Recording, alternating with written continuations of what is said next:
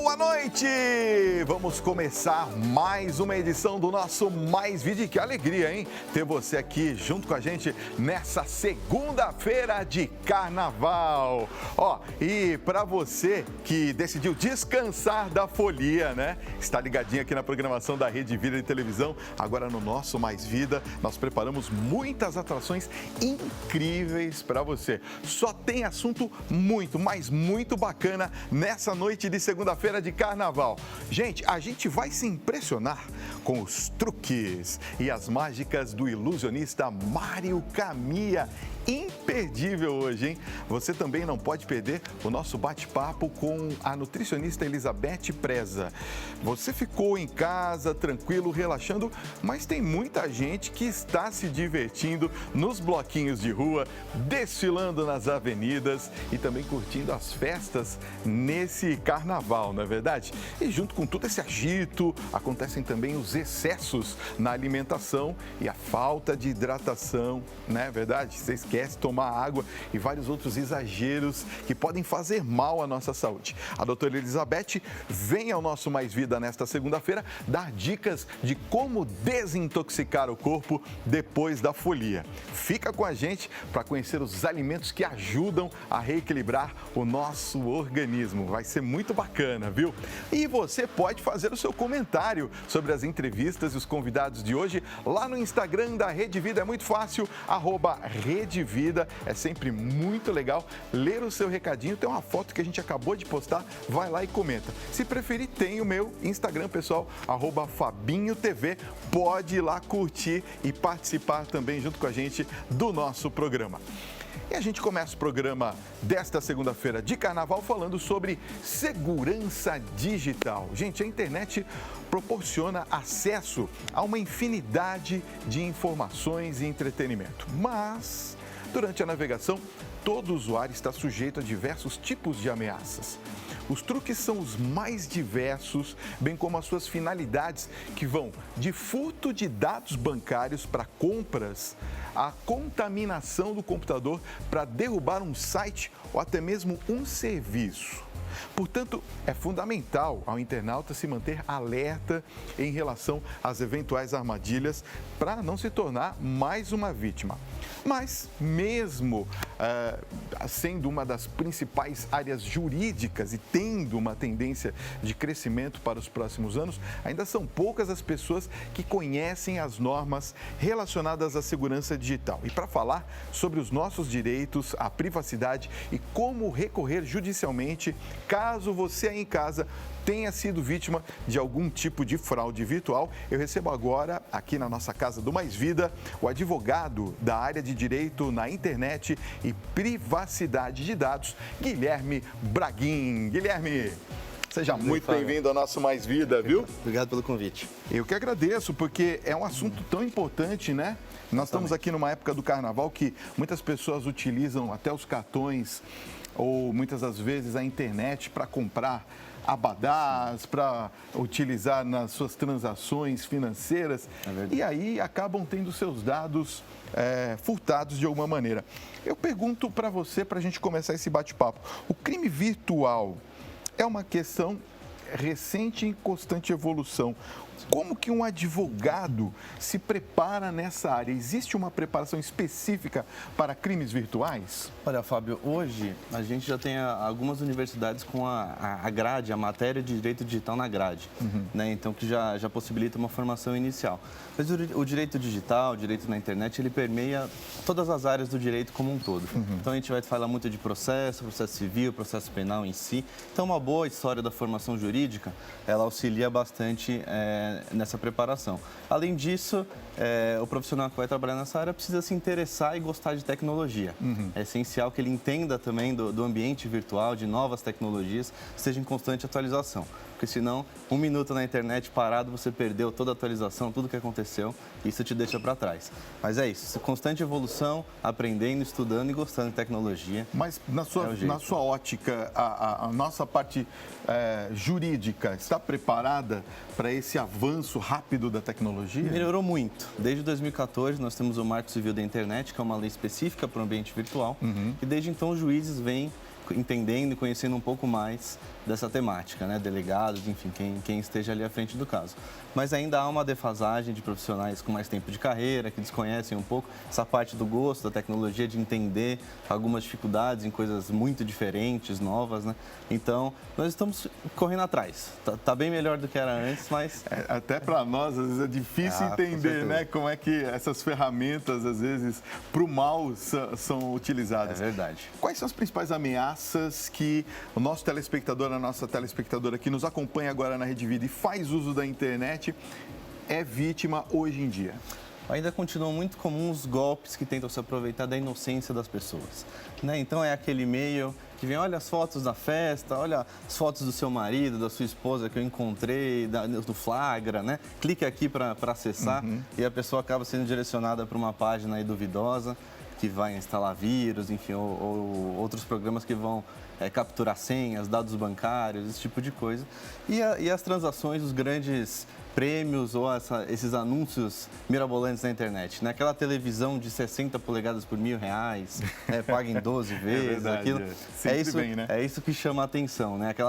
O objeto que custa R$4.000 do nada está 1.000, uma super promoção, então isso as pessoas acabam cedendo seus dados e caindo nesses golpes, principalmente baseados em finanças ou algum tipo de dado pessoal que depois a pessoa vai obter uma vantagem. Tem os sites falsos também, né? Porque às vezes você pensa que é o site de uma determinada rede de lojas grande até, Exatamente. E na verdade você está entrando num golpe, não é Exatamente. As pessoas, os criminosos mal intencionados clonam as páginas, né, de uma perfeição, incrível, né? Sim, inclusive de bancos, assim, de uma maneira que se a pessoa não está realmente atenta, né, a alguns critérios, ela acaba caindo facilmente porque é muito bem feito realmente.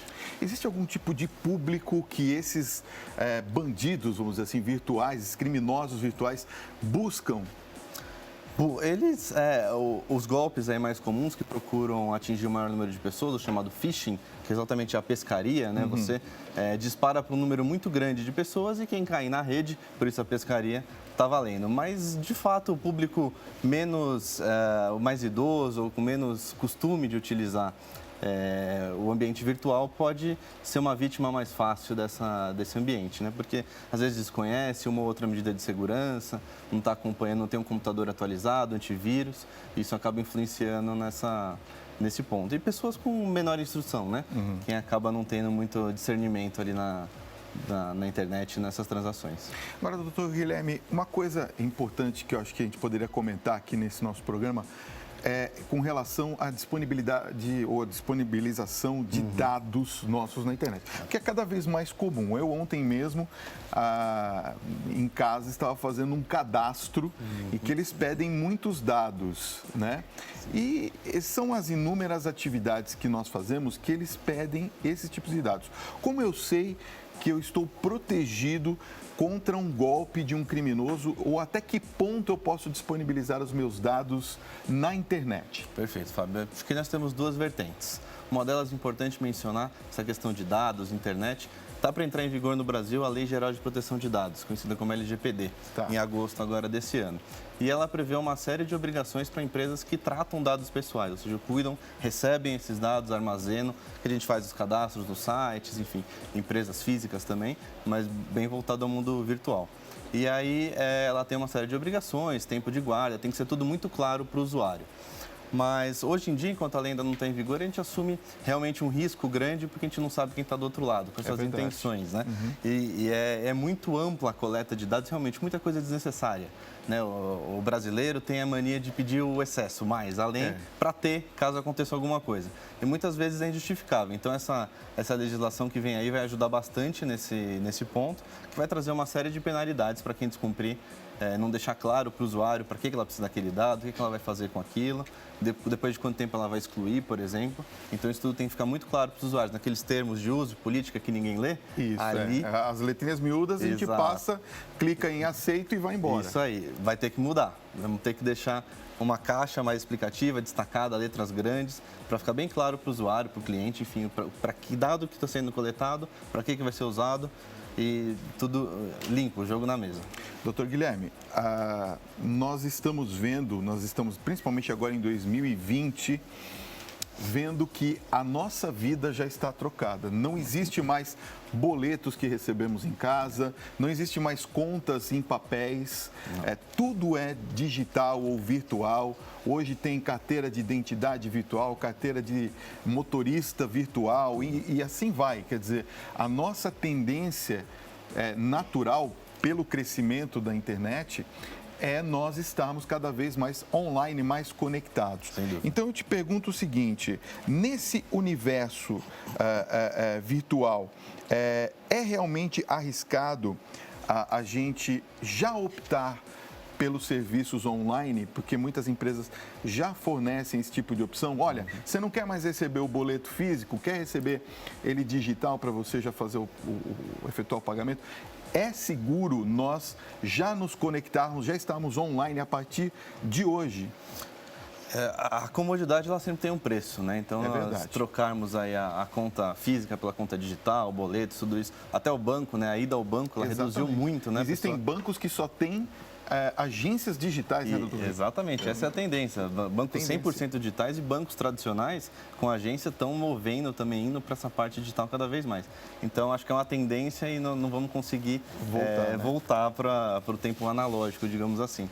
É seguro, Fábio. É seguro, mas tem que tomar uma série de cuidados importantes, assim como você toma quando vai ao banco fisicamente, né? Que, enfim, olha as redondezas, sua senha, toma cuidado com elas, tem que tomar o mesmo cuidado na internet.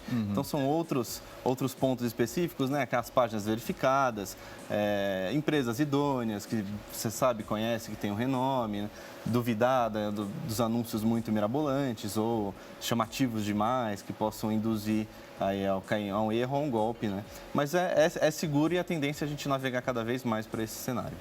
A gente vê que são muitos os usuários que, inclusive, nem têm a idade para se usar a internet. E não tem jeito, né, doutor? A gente precisa liberar isso para as crianças ou para os adolescentes ou pré-adolescentes, porque não tem jeito, né? Eles estão conectados 24 horas por dia, às vezes, e é uma coisa que é uma tendência também junto com essa nossa digitalização. Eu pergunto, nesse caso, como que a gente pode se prevenir de uma invasão, por exemplo, de dados pessoais ou de algum arquivo que nós tenhamos, por exemplo, nos nossos computadores? Porque a permanência na internet por muito tempo disponibiliza os nossos endereços de IP, por exemplo. Exato. Existe alguma forma, algum formato de nós nos protegermos de alguma maneira? Nós temos uma série de cuidados que são importantes serem tomados e facilitam e permitem o maior controle dos dados e da sua navegação, enfim, quem está proteção dos seus dados que está sendo inserido ali.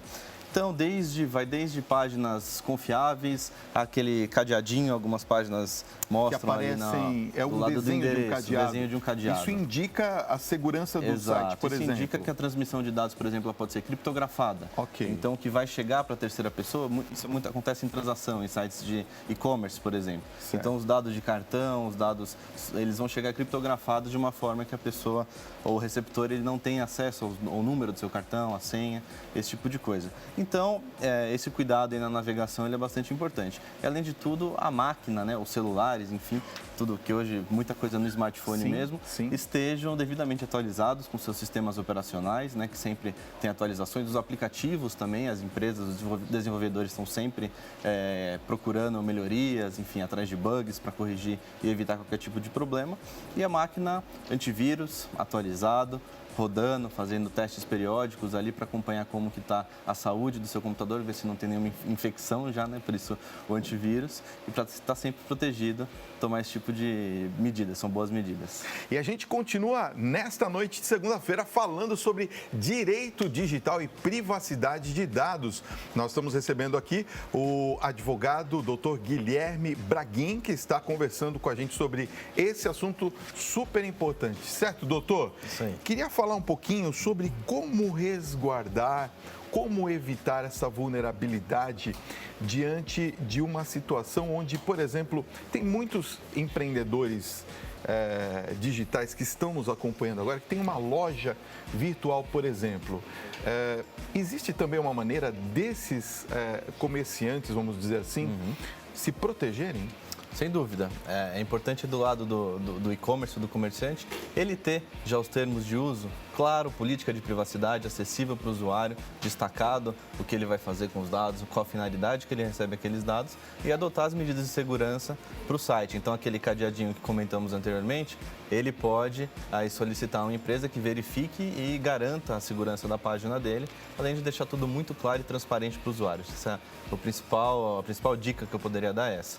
É importante ter transparência e sempre fácil acesso para o usuário, tirar uma dúvida, esclarecer algum problema em entrega, qualquer coisa assim, para a relação ficar o melhor possível. Certo. O que caracteriza, então, um crime digital? Como que eu sei que eu estou infringindo ou que alguém vai estar infringindo um crime e que eu posso, por exemplo, acionar juridicamente essa empresa ou essa pessoa dizendo, olha, você está cometendo um crime digital contra mim? Perfeito. Um crime digital nada mais é do que um crime comum praticado na internet ou por meios digitais. Então, qualquer crime existente no nosso Código Penal hoje, estelionato, injúria, falsidade ideológica, né, se passar por alguém, tudo isso ele só se move e se transporta para o ambiente digital. Então, a partir daí, ele passa a ser um crime virtual. Mas todas as condutas que a gente já prevê no Código Penal e a gente está mais acostumado a ouvir, elas são possíveis quase que na totalidade na rede e isso basta para o crime ele se tornar um crime virtual ou digital. Quando eu entro com uma ação, né? De repente eu entrei nessa identificação, vou entrar com uma ação. O judiciário hoje está preparado para lidar com isso no sentido da agilidade que a internet precisa para a resolução, por exemplo, de um crime, de um vazamento de fotos, como é o caso que nós já vimos inúmeras vezes, ou alguma coisa que precisa de uma ação rápida da justiça para conter um prejuízo maior, por exemplo, para o usuário? Eu entendo que sim. Como comentei do Marco Civil da Internet, a legislação já própria da internet, isso trouxe um pouco mais de bagagem para os juízes, enfim, decidirem. Mas tudo vai muito da atuação do advogado focado em direito digital. Tem que ser uma atuação extremamente rápida, porque, como você comentou, é tudo muito rápido na internet, a disseminação de um conteúdo falso, uma notícia, fotos, enfim, tudo acontece muito rápido. Então, esse advogado ele tem que mover a ação extremamente rápido, pedir uma liminar para o juiz, né, que é aquela decisão que ele dá logo de início no processo, e estar presente, conversar com o juiz, despachar, para mostrar a urgência do caso e porque aquilo precisa ser para ontem, para conter ao máximo possível uma exposição ou um dano à imagem de alguém e conseguir ter uma medida satisfatória depois no fim do dia. Esse caso do fake chat que eu falei, por exemplo, antes do nosso merchan, eu achei tão absurdo, porque é um aplicativo que você consegue clonar. Na verdade, você não clona nada, você cria um chat como se fosse de WhatsApp, em que eu inicio uma conversa comigo mesmo. E eu posso colocar a sua foto, eu posso dizer como se fosse você respondendo. E aí fica uma situação absurda, porque a gente está criando uma conversa falsa. Dizem que é por diversão, mas eu acho que não, né? Eu acho que a intenção na mão de um criminoso, de um software ou de um aplicativo como esse, é prejudicar outra pessoa. O judiciário consegue identificar esse tipo de ação, por exemplo, porque eu sei que os e-mails hoje, no judiciário comum, você já tem ele como provas, né? O e-mail é uma atitude virtual. Nesse caso, por exemplo, eu consigo alcançar do judiciário um entendimento a respeito desse tipo de situação? Você consegue identificar, tomando as medidas adequadas, você consegue, por isso a importância do conhecimento e entendimento da tecnologia pelo advogado que vai assessorar uma pessoa nessa situação, né? Precisa conhecer, estar por dentro dessas novidades aí, ruins ou boas, enfim, para conseguir se manifestar adequadamente. Mas Essa é uma percepção errada, equivocada que muitas pessoas têm, que na internet nunca vou ser encontrado. Eu uso um perfil falso, isso basta, eu crio uma conversa falsa e nunca vão chegar até mim. Ledo engana. Na verdade, nós temos ferramentas e meios de chegar nas pessoas por trás das conexões, enfim, entender toda essa parte técnica de IP, data, hora de conexão, fazer uma quebra de sigilo, que a gente chama, né, com as operadoras, então quem te fornece a internet ou o aplicativo, enfim, basta aí uma cooperação que hoje já é muito maior e mais recorrente desses players aí, nessas empresas que prestam serviços, são operadoras aí na internet, para se identificar uma pessoa por trás de um delito cometido virtualmente. No caso de uma pessoa que tenha os seus dados bancários de alguma forma roubados, Sim. E sofrem algum tipo de dano, a instituição, estou usando o exemplo do banco, mas vamos pensar em outros também. Claro. Mas vamos falar do banco, que acho que é um dos crimes mais comuns que a gente encontra. Certamente. No caso, o banco se responsabiliza por questão, por exemplo, de uma transferência de valores não autorizada, ou ele não pode ser responsabilizado por estar no ambiente virtual?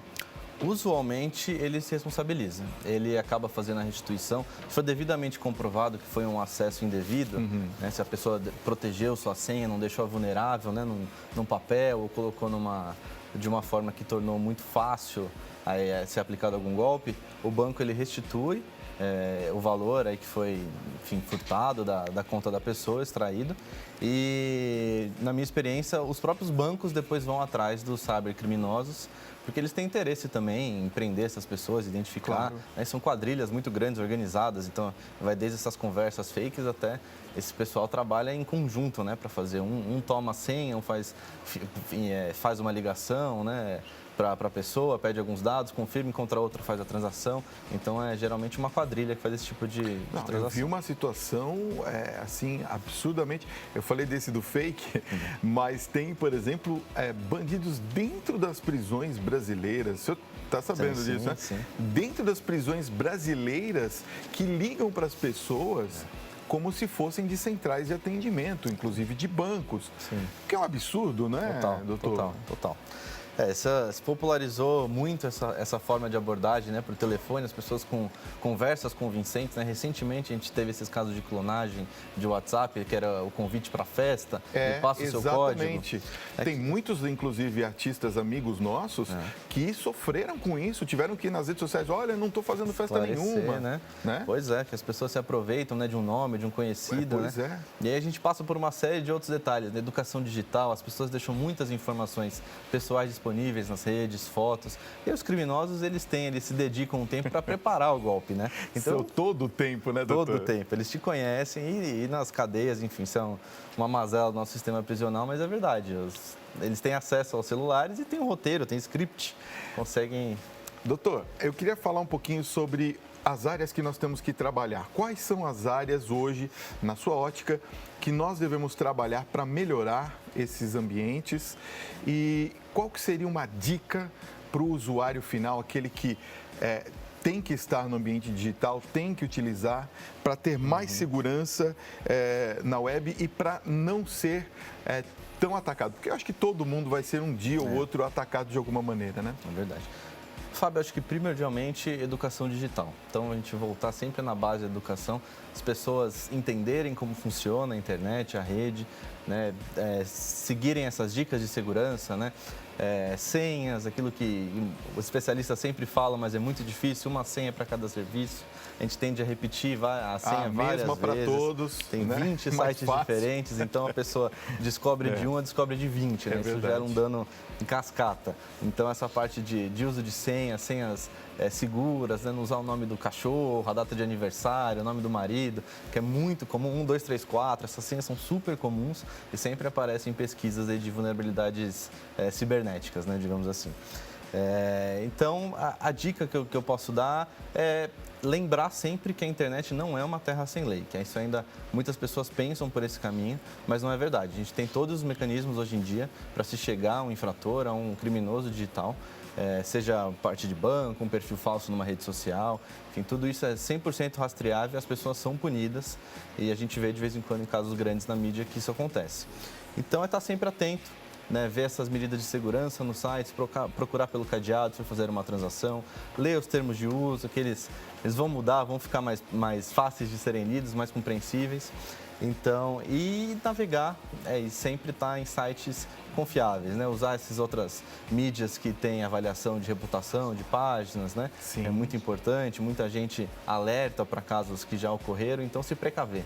Né? É importante fazer uma pesquisa completa e tomar os seus cuidados, seja na máquina, seja virtualmente, para estar sempre protegido. Ou seja, internet, gente, não é terra de ninguém, não. Tem leis e funcionam, certo, doutor? Isso mesmo.